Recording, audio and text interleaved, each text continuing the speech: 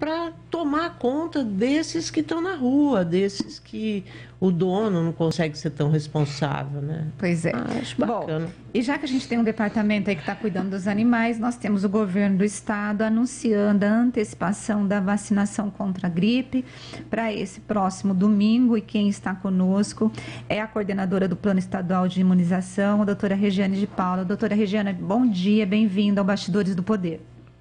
Bom dia a todos. Bom, assim, o governador João Dória, ele anunciou ontem, né, essa antecipação, pelo que ele está chamando de domingão da vacinação. Qual foi o motivo dessa antecipação da vacinação contra o influenza? E eu quero acrescentar que isso veio um pouco depois do próprio governo federal anunciar que no dia 4 de abril teria início a campanha de vacinação, tanto para o sarampo quanto para a gripe. O que aconteceu, se existe um descompasso e se não existe uma precipitação? Bom dia. Zezé, na verdade, não existe um descompasso e nenhuma precipitação. Existe a vacinação. A vacina da influenza chegou para o governo do estado de São Paulo, nós recebemos isso na quarta-feira, conseguimos fazer as grades para os 645 municípios e tomamos a decisão, junto com o comitê científico, de que era uma oportunidade de vacinar os nossos idosos acima de 80 anos e protegê-los, num grande domingão de vacinação, onde a gente vai fazer também a quarta dose para os idosos acima de 80 anos da vacina da Covid e também para os faltosos de segunda e terceira dose a vacinação da Covid. Então, é um momento muito importante, num domingo. Nós temos aqui dados da Fundação SEAD que deixam claro que 34% dos pais irresponsáveis não levaram os seus filhos de 5 a 11 anos para tomar a sua segunda dose por falta de tempo. Então, nós achamos uma oportunidade de vacinar a todos que precisam num domingão de vacinação. Doutora Regiane, em relação a essa faixa etária das crianças de 5 a 11, ela está baixa a adesão em quase todos os municípios. Em Campinas, por exemplo, a adesão dessa faixa etária está em 21%. A senhora colocou que uma questão pode ser a questão da agenda, né? Mas os médicos pediatras, eles têm dito que há uma resistência e um medo por parte dos pais e por conta das fake news, do desconhecimento, e isso tem provocado, inclusive, essa baixa adesão. E aqui em Campinas, a prefeitura, por exemplo, decidiu manter o uso de máscara dentro das salas de aulas por conta dessa adesão baixa. A senhora atribui a essa campanha de fake news contra a vacinação e ao negacionismo que pode estar promovendo esse resultado? E aí o que me intriga, doutora Regiane, é assim, porque nós tivemos no estado de São Paulo uma boa adesão dos adultos, mas só que aquele adulto que tomou a vacina não está levando o filho. Como explicar isso? Nós temos realmente uma questão da fake news que nos acompanha desde o início da campanha de vacinação no dia 17 de janeiro do ano passado. A gente tem combatido a fake news, a ciência tem demonstrado que a melhor forma de prevenção contra a Covid é a vacinação. Hoje, no estado de São Paulo, mais de 4.452.000 crianças já tomaram a dose da Covid de 5 a 11 anos, sendo que 75,98% tomaram a primeira dose.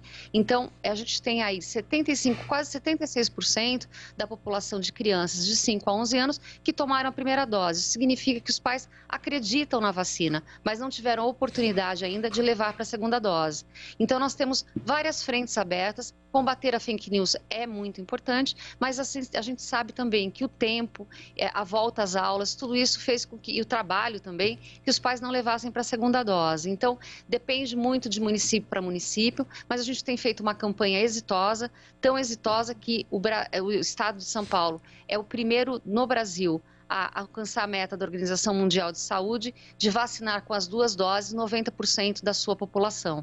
Então, a gente tem trabalhado muito. Se fôssemos um país, seríamos o 3º país do mundo que mais aplicaram doses em todo o mundo. Doutora Regiane, ontem também o Ministério da Saúde, ele deu a chancela dele, enfim, para essa quarta dose para idosos acima de 80 anos, mas fez uma recomendação para que seja usada a vacina da Pfizer. embora depois, num outro momento, fale, mas pode ser AstraZeneca também e pode, e acho que Coronavac. O que acontece? Por que Pfizer? E o Estado de São Paulo está dando Pfizer? Só para a gente entender isso. A nota do Ministério da Saúde que chegou ontem, ela não está muito clara. Inclusive, nos nossos grupos do Programa Nacional de Operacionalização contra a Covid-19, nós temos como Estado e vários outros estados questionado essa nota técnica. Então, ele fala preferencialmente Pfizer, mas o próprio Ministério da Saúde, nesse momento, não tem estoques de Pfizer para enviar aos estados, e também Janssen, Corona e também a AstraZeneca. Então, nesse momento, a gente está ainda também pautando o Ministério e perguntando se todas as doses, a ciência já comprovou que elas são importantes e a gente pode vacinar esses idosos com qualquer vacina que estiver disponível, tanto no esquema com Pfizer, com AstraZeneca, com Coronavac, enfim. Mas o Ministério nem sempre é claro e isso tem ocorrido ao longo de toda a campanha. Então, o Estado de São Paulo começou também a vacinar os seus idosos com 80 anos e mais antecipadamente, o Ministério vem depois e começa essa campanha. Há um descompasso e há talvez uma falta de senso de urgência por parte do Ministério da Saúde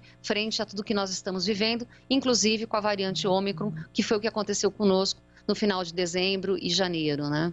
Agora, doutora Regiane, nós temos essa questão do público infantil e mês de abril a gente sempre tem aquele aumento de casos de doenças respiratórias por conta do outono e inverno.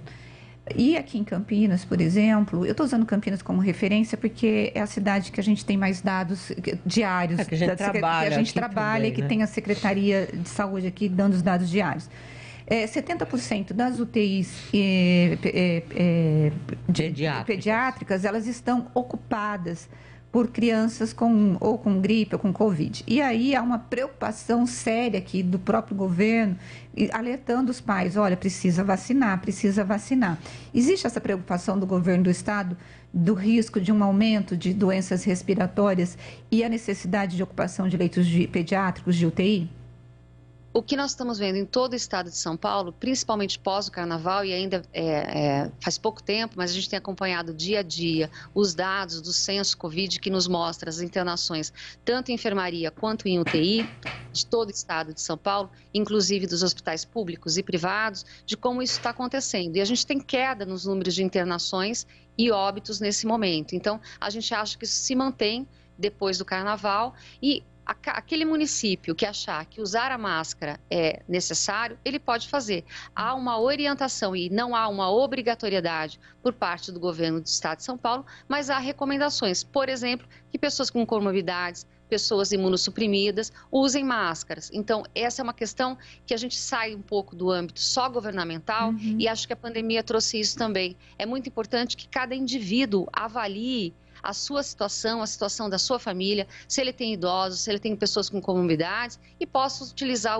a máscara. Então, a restrição, ela foi retirada, mas não significa que você não possa usar. Essa é uma questão própria, de cunho próprio e que a gente tem que avaliar todos os dias. No primeiro ano da pandemia, nós tivemos a vacinação da influenza, né? E foi um sucesso. Toda a cidade, as doses chegavam e aí todo mundo comemorava, celebrava e colocava a vacina no braço, porque a gente não tinha ainda a vacina da Covid e o pessoal estava lá se vacinando e foi muito diferente dos anos anteriores, porque nos anos anteriores tinha muita gente que tomava, mas também tinha muita gente que não tomava. Vocês acham que vão repetir neste ano essa adesão à imunização contra a influenza? A gente acredita que sim, até porque nós temos agora uma nova vacina em que ela tem o H3N2 e o subtipo Darwin, que foi o que circulou na Europa, nos Estados Unidos e também tivemos pequenos surtos no estado de São Paulo e em todo o Brasil no ano passado, no finalzinho do ano passado, antecipando inclusive essa questão de surtos gripais em dezembro e janeiro. Então, nós temos essa nova vacina fornecida pelo Instituto Butantan ao Ministério da Saúde, já com essa nova composição. Então, a gente acredita que a população vai aderir rapidamente à vacinação e a gente aguarda isso e tem estimulado e por isso que no domingo a gente vai fazer esse domingão de vacinação para que toda a família possa se vacinar, ir ao posto de saúde e levar o seu idoso para a 4ª dose e a dose também contra a gripe. Doutora Regiane, assim, a gente sabe que no Brasil existe uma queda considerável no número de pessoas imunizadas, inclusive poliomielite, caindo a população imunizada, porque os pais não levam. O governo não teme que, em função desse tanto de vacina que necessárias para o caso da Covid, do coronavírus, ele influencia a decisão do brasileiro, do paulista, né, de tomar outras vacinas também importantes, tipo, no dia 4 começa aqui também o sarampo, é isso? É isso, O que acontece, Zezé, é o seguinte, nós já vínhamos tendo quedas de coberturas vacinais antes mesmo da pandemia, né? Para todas as doenças imunopreveníveis por vacina, nas crianças e na população jovem. Por quê? Porque os pais que hoje são esses jovens que estão tendo filhos, eles não viram a doença, eles não viram a poliomielite, eles não viram o sarampo. Então, esse é um fenômeno que vinha acontecendo com as quedas de cobertura vacinal. O sarampo teve uma reintrodução no território paulista em todo o Brasil em 2019, nós voltamos a falar muito, em seguida tivemos a pandemia. Então a gente tem dois fenômenos aí importantes das quedas das coberturas vacinais preconizadas pelo Ministério da Saúde, em torno de 90% ou 95%, dependendo da vacina. E isso se dá muito a esse fenômeno. Eu não vejo circular sarampo, eu não vejo circular a cachumba, a rubéola, e eu acho que de alguma maneira essa doença não está mais presente, mas ela não está presente porque eu fiz a vacinação, eu tomei a vacinação que o meu pai me deu e eu preciso vacinar o meu filho. Então a rotina ela é muito importante e a pandemia também trouxe esse movimento, né? O medo de levar as crianças até a unidade básica. Então esse é um momento importante de retomada. O Plano Nacional de Imunização, ele perdeu um protagonismo importante, mas a gente acredita que ele tenha que voltar a esse protagonismo, principalmente com as vacinas da rotina, que são muito necessárias para todas as nossas crianças.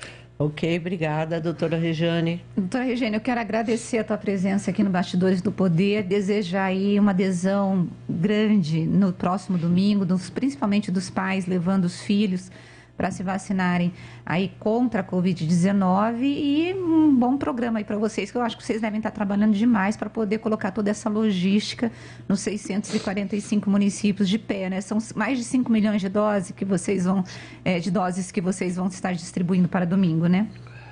São mais de 5 mil postos abertos, no investimento de 5,5 milhões do governo do Estado de São Paulo às prefeituras, e a gente conta com 645 municípios e todos os profissionais de saúde extremamente engajados e têm trabalhado conosco de forma assim diurna, 24 horas, 24/7. Então, o nosso agradecimento também aqui a todos os prefeitos, secretários de saúde e a todos os trabalhadores da linha de frente que têm nos ajudado nessa campanha de vacinação.